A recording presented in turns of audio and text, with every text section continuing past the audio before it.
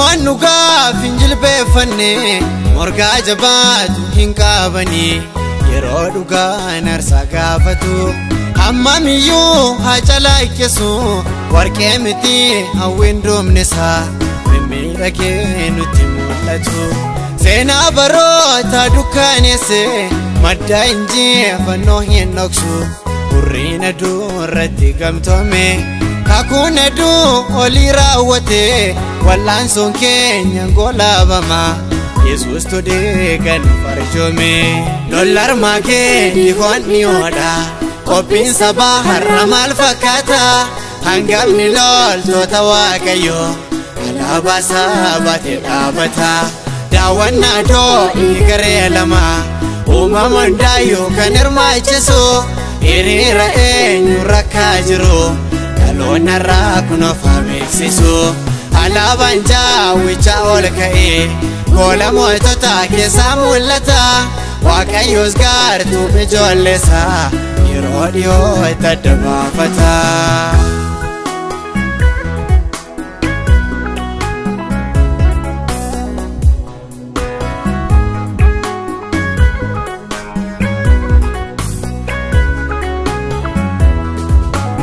Ergaan ergaa manni saadaffaan moo'ichaatiin yeroo marfamu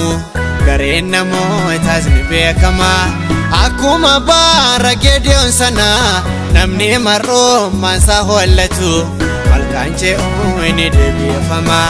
hooggantoonni garee lamaanuu alaabaa isaanii ol kaasanii nama feeraa jiru karaa hundaanuu garaan kan itti madaalamu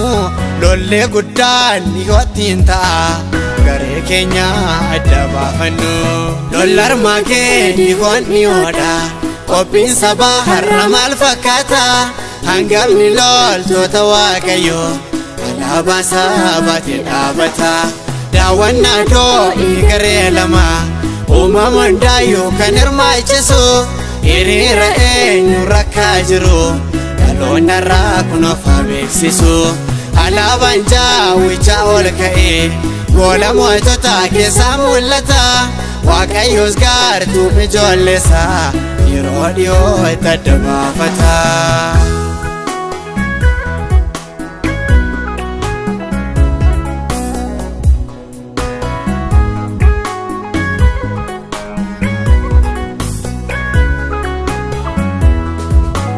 lolli hamaaf gaarii jidduutti samiirratti dursee jalqabee al tokko irra deebi'ama raayyaan hambaa saba waaqayyoo isaa arfii du'aa taasisaa amaanu'eeliin hoogganama humnoonni gaantootaas martinuu tokkummaadhaan wal gurmeessanii hangaa'otaas qabu of keessa fuuldureen keenya shakkisiisu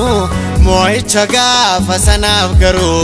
sochii dhuunfaa keenyaatu murteessa lollarmaa kee dhiigoon dhiyoodha qophiin sabaa har'a maal fakkaata hangafni loltoota waaqayyoo alaabaa sabaatee dhaabata daawwannaa doonii garee lama uumama hundayyuu kan hirmaachisu hiriira eenyu rakkaa jiru dhaloonni irraa kunuuf beeksisu alaabaan jaawwicha ol ka'ee goola mootota keessaa mul'ata waaqayyoos gaartuu ijoolleessa yeroo dhiyoo itti adda baafata.